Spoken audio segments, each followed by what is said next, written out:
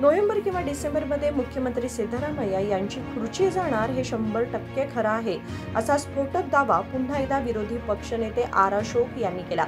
शुक्रवारी बेळगाव प्रवासी निवासात पत्रकारांशी बोलताना त्यांनी सांगितले की सत्ता वाटपाबाबत करार झालेला खरा आहे. नोव्हेंबर-डिसेंबरमध्ये बदल होणार असून एक मंत्री तर घरी निघून गेले आहेत. आता भांडण सुरू झाले आहे. सिद्धरामय्या सत्ता सोडायला तयार नाहीत आणि डी.के. शिवकुमार हट्ट सोडायला तयार नाहीत, असे ते म्हणाले. ರಾಜ್ಯದ ಬೆಳೆ ಹಾನಿ ಬಗ್ಗೆ, ಪ್ರವಾಹದ ಬಗ್ಗೆ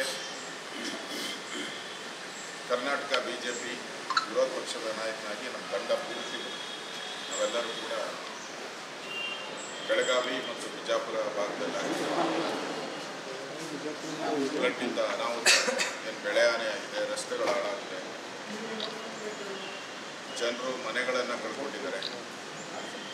ಯಾರು ದಸರಾ ಹಬ್ಬ, ನವರಾತ್ರಿ ಹಬ್ಬವನ್ನು ಮನೆಗಳಲ್ಲಿ ಆಚರಣೆ ಮಾಡಬೇಕಾಗಿತ್ತು, ಅವರೆಲ್ಲರೂ ಕೂಡ ಇವತ್ತು ಮನೆಯಲ್ಲಿ ದಸರಾ ಆಚರಣೆ ಮಾಡೋಕ್ಕಾಗದೆ ಬೀದಿಗಳಲ್ಲಿ ನಿಲ್ಲುವಂಥ ಪರಿಸ್ಥಿತಿ ಈ ರಾಜ್ಯ ಸರ್ಕಾರ ನಿರ್ಮಾಣ ಆಗಿದೆ. ಈ ರಾಜ್ಯ ಸರ್ಕಾರ ಒಂದು ರೀತಿ ಕುಂಭಕರ್ಣ ನಿದ್ರೆಯಲ್ಲಿ ಮಲಗೋಗಿದೆ. ಇದಕ್ಕೆ ಮಳೆ ಬರೋದೂ ಗೊತ್ತಾಗಲ್ಲ, ಬಿಸಿಲು ಬರಗಾಲ ಬರೋದು ಗೊತ್ತಾಗಲ್ಲ, ಜನರ ಸಂಕಷ್ಟನೂ ಕೂಡ ಅರಿವಿಗೆ ಬರದೇ ಇರತಕ್ಕಂಥ ದುಷ್ಟ ಸರ್ಕಾರವನ್ನು ನಾವು ಕರ್ನಾಟಕದಲ್ಲಿ ನೋಡ್ತಾ ಇದ್ದೀವಿ. ಸಿದ್ದರಾಮಯ್ಯ ಆ್ಯಂಡ್ ಗ್ಯಾಂಗ್ ಇವರಿಗೆ ಒಂದೇ ಒಂದು ಜ್ಞಾಪಕ ಬರೋದು ಜಾತಿಗಳ ಮಧ್ಯೆ ವೈಮನಸ್ಯ ಮಾಡೋದು, ಧರ್ಮಗಳ ಬಗ್ಗೆ ಬೆಂಕಿ ಹಚ್ಚೋದು. ಸಿದ್ದರಾಮಯ್ಯ ಕರ್ನಾಟಕದಲ್ಲಿ ಒಬ್ಬ ಮುಖ್ಯಮಂತ್ರಿಯಾಗಿ ಕಳೆದ ಒಂದು ತಿಂಗಳಿಂದನೂ ಕೂಡ ರಾಜ್ಯದಲ್ಲಿ ವಿಪರೀತ ಮಳೆಯಿಂದ ಬೆಟ್ಟ ಕುಸಿತ ಆಗಿದೆ. ಮಲೆನಾಡು ಪ್ರದೇಶದಲ್ಲಿ ನಾವು ಹೋಗಿದ್ದೆ, ಸಕಲೇಶ್ವರ, ಹಾಸನ ಭಾಗದಲ್ಲಿ ಒಂದು ತಿಂಗಳಿಂದ ಬೆಟ್ಟ ಕುಸಿತ ಆಗಿ ರಸ್ತೆಗಳೆಲ್ಲ ಹಾಳಾಗಿದೆ, ಮನೆಗಳನ್ನು ಕಳ್ಕೊಂಡು ಮುಖ್ಯಮಂತ್ರಿ ಈಗ ನಮ್ಮ ಬಿಜೆಪಿ ತಂಡದ ಘೋಷಣೆ ಆದಮೇಲೆ ನಾವು ಪ್ರವಾಸ ಮಾಡ್ತಾ ಇದ್ದೀರಿ ಅಂತ ಹೋದ್ಮೇಲೆ ಎಚ್ಚೆತ್ಕೊಂಡಿದ್ದಾರೆ ಸಿದ್ದರಾಮಯ್ಯ. ಮತ್ತೆ ಅವ್ರದ್ದು ಹಳೆ ಡೈಲಾಗ್, ಸೇಮ್ ಡೈಲಾಗ್ ನೋಡಿ. ಇವತ್ತು ಏನು ಡೈಲಾಗ್ ಹೊಡಿತಾರೋ ಇನ್ನು 5 ವರ್ಷ ಆದರೂ ಅದೇ ಡೈಲಾಗೇ ಹೊಡಿತಾರೆ. ಕೇಂದ್ರ ಸರ್ಕಾರ ನೆರವಿಗೆ ಬರುತ್ತೆ, ಕೇಂದ್ರ ಸರ್ಕಾರ ನಮಗೆ ಸಹಾಯ ಮಾಡಬೇಕು, ಇದು ರೆಗ್ಯುಲರ್ ಡೈಲಾಗ್. ನಾ ಸಿದ್ದರಾಮಯ್ಯನವ್ರು ಕೇಳ್ತಾ ಇದ್ದೀನಿ, ನೀವು ಮೊದಲನೇ ಬಾರಿ ಮುಖ್ಯಮಂತ್ರಿ ಆಗಿದ್ದೀರ. ಹೌದು, 20 ವರ್ಷದಿಂದ ಮಂತ್ರಿಯಾಗಿ ಕೆಲಸ ಮಾಡಿದ್ದಾರೆ. ಒಂದು ಸಾಮಾನ್ಯ ಜ್ಞಾನ ಬೇಕಲ್ಲ ನಿಮಗೆ, ಒಂದು ಕಾಮನ್ ಸೆನ್ಸ್ ಅಂತ ಬೇಕು. ಬೆಳೆ ಹಾನಿ ಏನಾಗಿದೆ ಅದರ ವರದಿ ತಗೋಬೇಕು ಅಷ್ಟೇ. ಕಳೆದ 1 ತಿಂಗಳಿಂದ ಆಗ್ತಾ ಇದೆ. ವರದಿ ತಗೊಂಡು ಯಾವ್ಯಾವ ಜಿಲ್ಲೆ, ಯಾವ್ಯಾವ ತಾಲೂಕು, ಯಾವ ಬೆಳೆ ಹಾನಿಗೆ, ಎಷ್ಟು ರಸ್ತೆ ಹಾಳಾಗಿದೆ, ಎಷ್ಟು ಹಾಸ್ಪಿಟ್ಲ್ಗಳು ಮುಳುಗೋಗಿದೆ, ಎಷ್ಟು ಅಂಗನವಾಡಿ ಕೇಂದ್ರ ಹಾಳಾಗಿದೆ, ಶಾಲೆಗಳು ಹಾಳಾಗಿದೆ, ಇದ್ರ ಬಗ್ಗೆ ನಿಮ್ಮ ಹತ್ರ ಮಾಹಿತಿ ಏನಿದೆ? ಇದೆಲ್ಲ ತಗೊಂಡು ಮುಖ್ಯಮಂತ್ರಿಗಳು ಕೃಷಿ ಸಚಿವರನ್ನ ಭೇಟಿ ಮಾಡಬೇಕು ಅಂತಂದ್ರೆ, ಅದಾದಮೇಲೆ ಗೃಹ ಸಚಿವರನ್ನ ಭೇಟಿ ಮಾಡಿ, ನೀವು ಕೂಡಲೇ ಕರ್ನಾಟಕದಲ್ಲಿ ದೊಡ್ಡ ಅನಾಹುತ ಆಗಿದೆ, ಕೂಡಲೇ ಅಲ್ಲಿಗೆ ತಂಡವನ್ನು ಕಳಿಸ್ಕೊಡಿ, ಸಮೀಕ್ಷೆ ಮಾಡಿ ನಮಗೆ ನ್ಯಾಯ ಕೊಡಿ ಅನ್ನೋ ಮಾತು ಹೇಳಬೇಕಾಗಿತ್ತು. ಇದುವರೆಗೂ ಹೇಳಿದ್ದಾರೆ ಕುಂಭಕರ್ಣ ನಿದ್ದೆ. ಯಾವುದಾದ್ರೂ ಮಂತ್ರಿಗಳು ಕಳೆದ 1 ತಿಂಗಳಿಂದ ಇಡೀ ಒಂದು ತಂಡ ಮಾಡಿಕೊಂಡು, ಈಗ ನಾವು ತಂಡ ಮಾಡಿ ಹೊರಟಿದ್ದೀವಿ, ನಾವು ರಾಜ್ಯಾಧ್ಯಕ್ಷರಾದ ವಿಜಯ್ ನಾವು ಎಲ್ಲ ಹೊರಟಿದ್ದೀವಿ. ಈ ಥರ ಇಡೀ ರಾಜ್ಯದಲ್ಲಿ ಮುಖ್ಯಮಂತ್ರಿಗಳು ಒಂದು ಸಭೆ ಕರೆದು, 1 ತಿಂಗಳ ಮುಂಚೆ ಸಭೆ ಕರೆದು, ನೋಡಪ್ಪ ಈ ಜಿಲ್ಲೆಯಲ್ಲಿ ನೀವೇ ರೆಸ್ಪಾನ್ಸಿಬಿಲಿಟಿ, ಏನಾದರೂ ತೊಂದರೆ ಆದರೆ ನಿಮ್ಮನ್ನೇ ಟಾರ್ಗೆಟ್ ಮಾಡ್ತೀನಿ ಅಂತೇಳಿ ಮಂತ್ರಿಗಳಿಗೆ ಟಾಸ್ಕ್ ಕಳಿಸಿದ್ರೆ ಈ ಅನಾಹುತಗಳಾಗ್ತವೆ. ಮುಖ್ಯಮಂತ್ರಿನೂ ಬೇಜವಾಬ್ದಾರಿ. ನಾನು ಇನ್ನು 5 ವರ್ಷ ಮುಖ್ಯಮಂತ್ರಿ, 2 ವರ್ಷ ಮುಖ್ಯಮಂತ್ರಿ, 6 ತಿಂಗಳು, 3 ತಿಂಗಳು, 3 ದಿನ ಇದೇ ಹೇಳ್ತಾ ಇದ್ದಾರೆ ಹೊರತು ಮುಖ್ಯಮಂತ್ರಿ ಬೆಳೆ ಬಗ್ಗೆ ಏನು ಮಾತಾಡ್ತಾರೆ? ನಾ ಎಷ್ಟು ವರದಿ ಬಂದಿದೆ, ಎಷ್ಟು ಬೆಳೆ ಹಾನಿ ಆಗಿದೆ, 10,000 ಹೆಕ್ಟೇರ್ ಅಂತ ಮುಖ್ಯಮಂತ್ರಿ ಹೇಳ್ತಾರೆ. ಅದೂ ಸುಳ್ಳೆ, ಅಪ್ಪಟ ಸುಳ್ಳು. ಅದಕ್ಕಿಂತ ಜಾಸ್ತಿ ಆಗಿದೆ ಇಡೀ ಕರ್ನಾಟಕ. ಇದುವರೆಗೂ ಮನೆಗಳೆಷ್ಟು ಬಿದ್ದಿದೆ ಮುಖ್ಯಮಂತ್ರಿಗಳ ಬಾಯಲ್ಲಿ ಇದುವರೆಗೂ ಬರ್ತಾ ಇದೆ. ಮಾಧ್ಯಮದಲ್ಲಿ ಬರ್ತಾ ಇದೆ, ಹಬ್ಬ ಆಚರಣೆ ಮಾಡೋಕ್ಕಾಗದೆ ಬೀದಿಯಲ್ಲಿದ್ದಾರೆ ಅಂತ ಹೇಳ್ತಾರೆ. ಆದರೆ ಮುಖ್ಯಮಂತ್ರಿ ಆರಾಮ್ಸೆ ಮೈಸೂರಲ್ಲಿ ದಸರಾ ಉದ್ಘಾಟನೆಯನ್ನು ಮಾಡಿ ಸಂತೋಷ ಕೂಟದಲ್ಲಿ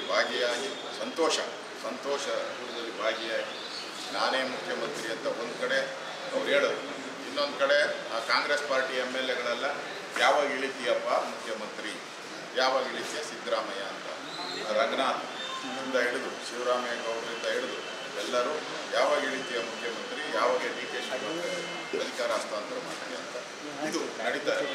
ಇವ್ರಿಗೆ ಕಾಮನ್ ಸೆನ್ಸ್ ಜವಾಬ್ದಾರಿ ಅನ್ನೋದಿದ್ರೆ ಸಮರೋಪಾದಿಯಲ್ಲಿ ಎಲ್ಲೆಲ್ಲಿ ಅನಾಹುತಗಳಾಗಿದೆ ಅಲ್ಲಿ ಹೋಗ್ಬೇಕಾಗಿದೆ. ಅದನ್ನು ಮಾಡದೆ ಇವತ್ತು ರಾಜ್ಯ ಸರ್ಕಾರ ಒಂದು ರೀತಿ ಜನರ ಪಾಲಿಗೆ ಸತ್ತಂತ ಸರ್ಕಾರ, ಸತ್ತೋಗಿದೆ ಸರ್ಕಾರ, ಬದುಕಿಲ್ಲ ಸರ್ಕಾರ.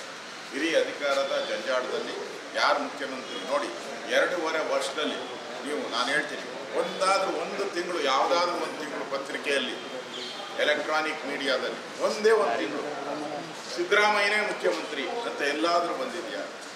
ಪ್ರಾರಂಭದಿಂದ ಇವತ್ತುವರೆಗೂ ಕೂಡ ಮುಖ್ಯಮಂತ್ರಿ ಬದಲಾವಣೆ DK ಶಿವಕುಮಾರ್ ಮುಖ್ಯಮಂತ್ರಿ, ಪರಮೇಶ್ವರ್ ಮುಖ್ಯಮಂತ್ರಿ, ಜಾರಕಿಹೊಳಿ ಮುಖ್ಯಮಂತ್ರಿ.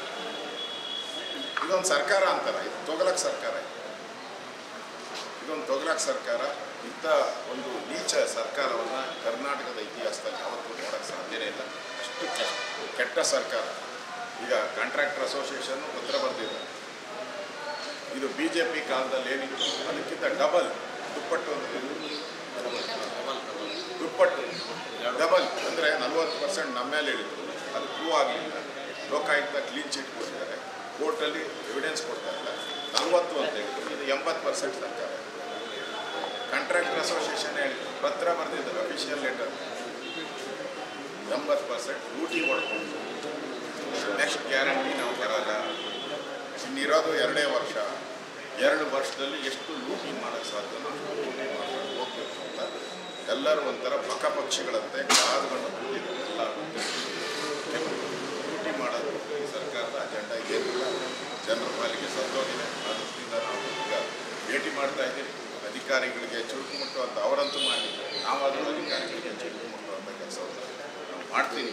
ಆ ದೃಷ್ಟಿಯಿಂದ ಇವತ್ತು ನಮ್ಮ ತಂಡ ಬೆಳಗಾವಿ ಪ್ರವಾಸ ಮಾಡ್ತಾ ಇದ್ದೀವಿ. ಸರ್, ಈಗ ನೀವು ಜವಾಬ್ದಾರಿ ವಿರೋಧ ಪಕ್ಷ ನಾಯಕರಾಗಿ ಇದುವರೆಗೂ ಬರಲ್ಲ. ಕಳೆದ ಡಿಸೆಂಬರ್ಗೆ ಬೆಳಗಾವಿಗೆ ಭೇಟಿ ಬಿಟ್ಟರೆ ಇದುವರೆಗೂ ನೀವು ಬಂದಿಲ್ಲ. ಬೆಳಗಾವಿಯಲ್ಲಿ ಸೋಯಾಬೀನ್ ಬೆಳೆ ಆಯಿತು, ಹೆಸರು ಬೇಳೆ ಹಾನಿ ಆಯಿತು, ಮತ್ತು ಉದ್ದು ಕೊಚ್ಚಿ ಹೋಯಿತು. ಇದುವರೆಗೂ ನೀವು ಬಂದಿಲ್ಲ. ಎಲ್ಲ ಮುಗಿದ ಮೇಲೆ ರೈತರು ಬೇರೆ ಬೆಳೆ ಬಿತ್ತನೆ ಮಾಡಕ್ಕೆ ಸಿದ್ಧ ಮಾಡಿದ್ರೆ ಈಗ ಬಂದಿದ್ದೀವಿ. ಏನು ಪ್ರಯೋಜನ, ಏನು ಕಾಣುತ್ತೆ ನಿಮ್ಗೆ? ನಾನು ಈಗಾಗಲೇ 1 ತಿಂಗಳಿಂದನೇ ಪ್ರವಾಸ ಮಾಡಿದ್ದೀನಿ. ಕೇಳಾಯ್ತಲ್ಲ, ಈಗಾಗಲೇ ನಾನು ಒಂದೊಂದೇ ಪ್ರವಾಸ, ಮಲೆನಾಡು ಪ್ರವಾಸ ಮಾಡಿದ್ದೀನಿ. ನಾನು ಅಲ್ಲಿ ಹೋಗಿ ಭೇಟಿ ಮಾಡಿದ್ದೀನಿ. ಯಾರು ಹೋಗಿದ್ದಾರೆ ರಾಜ್ಯ ಸರ್ಕಾರದಿಂದ ಹೇಳಿ? ಅಲ್ಲಿ ಲ್ಯಾಂಡು ಎಲ್ಲ ಭೂಕುಸಿತ ಆಗಿ ಬೆಟ್ಟಗಳೆಲ್ಲ ಕುಸಿದೋಗಿದ್ದೆ. ನಾವು ಹೋಗಿದ್ದೀನಿ, ಅಲ್ಲಿ ಭೇಟಿ ಮಾಡಿ ಬಂದಿದ್ವಿ. 1 ತಿಂಗಳಿದ್ದು ಬೇಕಾದರೆ ಹೋಗಿದ್ದೀನಿ. ಅವರೆಲ್ಲಿ ಹೋಗಿದ್ದಾರೆ? ಲ್ಯಾಂಡ್ ಕುಸಿತ ಆಗಿತ್ತು, ಅದಕ್ಕೆ ಅಲ್ಲಿ ಹೋಗ್ಬೇಕಾಯ್ತು, ಅರ್ಜೆಂಟ್ ಇತ್ತು, ಅದಕ್ಕೋಸ್ಕರ ಅಲ್ಲಿ ಹೋಗಿದ್ದೀನಿ. ಇವತ್ತು ನಮ್ಮ ರಾಜ್ಯಾಧ್ಯಕ್ಷರು ಗುಲ್ಬರ್ಗ ಕಡೆ ಹೋಗಿದ್ದಾರೆ, ನಾನು ಬಂದಿದ್ದೀನಿ. ಇದರಲ್ಲಿ ನಾವು ಶುರು ಮಾಡಿದ್ದೀರಿ, 1 ತಿಂಗಳಿಂದಲೇ ಶುರು ಮಾಡಿದ್ದೀರಿ ಎಲ್ಲ ಕಡೆ ಪ್ರವಾಸ. ರಾಜ್ಯ ಸರ್ಕಾರ ಎಲ್ಲಿ ಶುರು ಮಾಡಿದೆ ಹೇಳಿ? ಮನೆ ಬಿದ್ದಾಗ ಮನೆ ಕಟ್ಕೊಳಕ್ಕೆ ಅನುಕೂಲ ಆಗಿದೆ. ಸರ್ಕಾರ ಬರೀ 1,20,000 ಕೊಡ್ತೀವಿ, ಅದು 3 ವರ್ಷದ ಮನೆ ಬಿದ್ದನ್ನು ರಿಲೀಸ್ ಮಾಡಿಲ್ಲ. ನೋಡಿ, ಆಗ ಬೊಮ್ಮಾಯಿಯವರು ಯಡಿಯೂರಪ್ಪನವರು ಮುಖ್ಯಮಂತ್ರಿ ಆಗಿದ್ದು, ನಾನು ರೆವಿನ್ಯೂ ಮಿನಿಸ್ಟರ್ ಆಗಿದ್ದೆ. ನಾನೇ ಪ್ರಪೋಸಲ್ ತಗೊಂಡೋದೆ, ನಾವು 3 ಲಕ್ಷ ಕೊಡಬೇಕು. ಆ ಸಂದರ್ಭದಲ್ಲಿ ನಾನು ಮುಖ್ಯಮಂತ್ರಿ ಆಗಿದ್ದೆ. ಯಡಿಯೂರಪ್ಪನವರು ಬೊಮ್ಮಾಯಿಯವರು 5 ಲಕ್ಷ ರೂಪಾಯಿ ನಾನು ಕೇಳಿದ್ದಕ್ಕಿಂತ ಡಬಲ್ ಬೆಳೆ. NDRF ರೂಲ್ಸ್ ಪ್ರಕಾರ 95,000 ಮಾತ್ರ ಕೊಡೋದು. ಈಗ 1,20,000 ಇದೆ. ಅದಕ್ಕಿಂತ 4 ಪಟ್ಟು ಜಾಸ್ತಿ ಕೊಡ್ತೀವಿ. ಮನೆ ಬಿದ್ದಿದ್ದಕ್ಕೆ ಬೆಳೆ ಪರಿಹಾರ ಡಬಲ್ ಕೊಟ್ಟಿದ್ದೀವಿ. ಡಬಲ್ ಕೊಟ್ಟಿದ್ದೀವಿ. ನಾವು ನೀರಾವರಿಗೆ ಬೆಳೆಗೂ ಡಬಲ್ 25,000 ಕೊಟ್ಟಿದ್ದೀವಿ. ನೀರಾವರಿ ಬೆಳೆ ಹಾನಿಯಾದ ಮನೆ ಬಾಗಿಲಿಗೆ ನೀರು ಎಂಟ್ರಿ ಆದರೆ ಸಾಕು 24 ಗಂಟೆಯಲ್ಲಿ ಕೊಟ್ಟಿದ್ದೀವಿ. 24 hours 24 ಗಂಟೆಯಲ್ಲಿ 10,000 ಕೊಟ್ಟಿದ್ದೀವಿ. ಆಮೇಲೆ ಪ್ರತಿ ಮನೆಗೂ ಆಹಾರ ಕಿಟ್ ಕೊಟ್ಟಿದ್ದೀವಿ. ಆಹಾರ ಅದರಲ್ಲಿ ಅಕ್ಕಿ, ಜೋಳ ಕೊಟ್ಟಿದ್ದೀವಿ. ಈ ಥರ ನಾವು ಇಮಿಡಿಯೇಟ್ ಆಗಿ ಹಣವನ್ನು ಬಿಡುಗಡೆ ಮಾಡಿದ್ದೀವಿ. ನಾವು ಕೇಂದ್ರ ಸರ್ಕಾರನ ನೋಡಿಲ್ಲ, ಕೇಂದ್ರ ಸರ್ಕಾರ ಕಡೆ ಮುಖ ಮಾಡಿಲ್ಲ. ನಾವು ಫಸ್ಟ್ ರಿಲೀಸ್ ಮಾಡಿ ಆಮೇಲೆ ಕೇಂದ್ರ ಸರ್ಕಾರದಿಂದ ಪರಿಹಾರ ಕೇಂದ್ರ ಸರ್ಕಾರ ನೀವು ಬಂದು ನೋಡಿ ಪರಿಹಾರ. ನೀವು ಆ ಥರ ಎಲ್ಲಿ ಮಾಡಿದ್ರೆ ಇವಾಗ ಏನು ಹೇಳ್ತಾ ಇದ್ದಾರೆ, ಸಮೀಕ್ಷೆ ಬರಬೇಕಂದ್ರೆ ಈ ಸಮೀಕ್ಷೆ ಮಾಡೋದು ಯಾವಾಗ? ಇನ್ನು 6 ತಿಂಗಳು ಬೇಕಾ ಸಮೀಕ್ಷೆ? ವರ್ಷ ಬೇಕಾ ನಿಮ್ಗೆ ಸಮೀಕ್ಷೆ? ಯಾವುದೇ ರೀತಿಯಾದ ಪರಿಹಾರ ಸಿಕ್ಕಿಲ್ಲ ರೈತರಿಗೆ. ಎಲ್ಲ ಈಗ ಎಲ್ಲ ಇದು ಜನ ಜಾತಿ ಗಣತಿಯಲ್ಲಿ ಎಲ್ಲ ಮನೆ ಭಾಗದ ಅಧಿಕಾರಿಗಳೆಲ್ಲಿದ್ದಾರೆ, ಎಲ್ಲ ಡಿ ಸಿಗಳು ಅದರಲ್ಲೇ ಬಿಸಿ ಆಗಿದ್ದಾರೆ. ಎಷ್ಟು ಲಾಸ್ ಆಗಿದೆ ಏನಾದರೂ ಫಿಗರ್ ತಗೊಂಡ್ರೆ ಬಂತಂತ? ಯಾಕಂದ್ರೆ ನಿಮ್ಮ ಶಾಸಕರು ಯಾರು ಬಿಜೆಪಿ ಶಾಸಕರು ಯಾರು ಫೀಲ್ಡ್ ಹೋಗಿಲ್ಲ. ನಮ್ಮ ಎಲ್ಲ ಶಾಸಕರು ಎಲೆಕ್ಷನ್ದಲ್ಲಿ ಬಿಸಿ ಇದ್ದಾರೆ. ಎಲ್ಲ ಶಾಸಕರು ನಮ್ಮ ಭೇಟಿ ಮಾಡಿದ್ದಾರೆ. ಎಲ್ಲೆಲ್ಲ ಶಾಸಕರಿದ್ದಾರೋ ಅದೆಲ್ಲ ಭೇಟಿ ಮಾಡಿ ಹೆಸರು ಬೆಳೆದು ಮತ್ತು ಉದ್ದು ಭಾಳ ಹಾನಿಯಾಗಿದೆ. ಸೋಯಾಬೀನ್ ಬೆಳಗಾವಿ, ಗದಗ, ಧಾರವಾಡ 3 ಜಿಲ್ಲೆಗಳಲ್ಲಿ ವಿಶೇಷ ಪ್ಯಾಕೇಜ್ ಕೊಡಬೇಕು. 100% ಕೊಡಬೇಕು, ಡೌಟೇ ಇಲ್ಲ. ಈಗಾಗಲೇ ನನ್ನ ಪ್ರಕಾರ ಸಮೀಕ್ಷೆ ಮಾಡಿ ಕೇಂದ್ರ ಸರ್ಕಾರಕ್ಕೆ ಅಟ್ಲೀಸ್ಟ್ ಫಸ್ಟ್ ಫೇಸಲ್ಲಿ ಒಂದು ನಿಯೋಗ ಬಂದಿ ಅಂತ ಕಳಿಸ್ಕೊಡ್ಬೇಕಾಯ್ತು. ಕಳಿಸಿದ್ದಾರೆ, ಕಳಿಸೇ ಇಲ್ಲ. ನಾವಿದ್ದಾಗ ಬೆಳೆ ಹಾನಿ ಆದ ತಕ್ಷಣ ಇಮಿಡಿಯೇಟ್ ಕೇಂದ್ರ ಸರ್ಕಾರಕ್ಕೆ ನಾವು ವಿನಂತಿ ಮಾಡ್ತಾ ಇದ್ದೀವಿ, ಮಾತಾಡ್ತಾ ಇದ್ದೀವಿ. ದಂಡ ಇಮಿಡಿಯೇಟ್ ಆಗಿ ಬರ್ತಾ ಇದೆ. ದಂಡ ಆದಾಗ ಇಮಿಡಿಯೇಟ್ ಆಗಿ 1 ವಾರದಲ್ಲಿ 10 ದಿನದಲ್ಲಿ ಬಂದಿದೆ ಕೇಂದ್ರದ ದಂಡ. 1 ತಿಂಗಳಾಗಿದೆ. ಒಬ್ಬರು ಯಾರು ಭೇಟಿ ಮಾಡಿದ್ದಾರೆ? ಯಾರು ಮುಖ್ಯಮಂತ್ರಿ ಅಂತಾರೆ, ಯಾರು ಮಂತ್ರಿ ದಿನ ನಾನು ಎಲೆಕ್ಟ್ರಾನಿಕ್ ಮೀಡಿಯಾದಲ್ಲಿ ನೋಡ್ತಾನೆ ಇದ್ದೀನಿ. ಯಾರು ಮುಖ್ಯಮಂತ್ರಿ ಇದ್ದಾಗ ಯಾರು ಮುಖ್ಯಮಂತ್ರಿ, ಯಾರು ಮಂತ್ರಿಗಳಾಗಿ ಸೇರ್ಪಡೆ ಆಗ್ತಾರೆ, ಹೊರಗಡೆ ಯಾರು ಬರ್ತಾರೆ, ಇದನ್ನೇ ಬರ್ತಾ ಇದೆ. ಅಂದ್ರೆ ಇಡೀ ರಾಜ್ಯ ಸರ್ಕಾರ ಮಂತ್ರಿಮಂಡಲ ರಚನೆಯಲ್ಲಿದೆ, ಅವರೇ ಮಾಡ್ತಾ ಇದ್ದಾರೆ. ಮುಖ್ಯಮಂತ್ರಿಗೆ ಏನು 3 ಪೈಸದ ಬೆಲೆನೇ ಇಲ್ಲ. ಆ್ಯಕ್ಚುಲಿ ಮುಖ್ಯಮಂತ್ರಿ ಕ್ಯಾಬಿನೆಟ್ನ ಮಾಡಬೇಕು. ಈ ಮುಖ್ಯಮಂತ್ರಿ ಇಲ್ಲೇ ಇಲ್ಲ, ಇವರಿವರೇ ಕ್ಯಾಬಿನೆಟ್ ರಚನೆ ಮಾಡ್ಕೊಂತವ್ರೆ. MLAಗಳೇ ರಚನೆ, ನಾನೇ ಮಂತ್ರಿ. ಈಗ 4 ತಿಂಗಳ ಹಿಂದೆ ಸರ್ ನೀವೇ ಹೇಳಿದ್ರಿ, ಬೆಂಗಳೂರಲ್ಲಿ ಸ್ಟೇಟ್ಮೆಂಟ್ ಕೊಟ್ಟಿದ್ರಿ. ನಾವು जबाबदारी असती तर पूरग्रस्त भागाला भेट दिली असती. राज्यात सतत मुख्यमंत्री बदलाच्या चर्चा सुरू आहेत. हे एक तुघलक सरकार आहे. काँग्रेस सरकार म्हणजे 80% सरकार असं ठेकेदार संघटनेनं म्हटलं आहे. लूट करण्यासाठी सर्व मंत्री थांबून बसले आहेत अशी टीकाही आर अशोक यांनी केली. विनोद कोलकार, KMM मराठी, बेळगाव.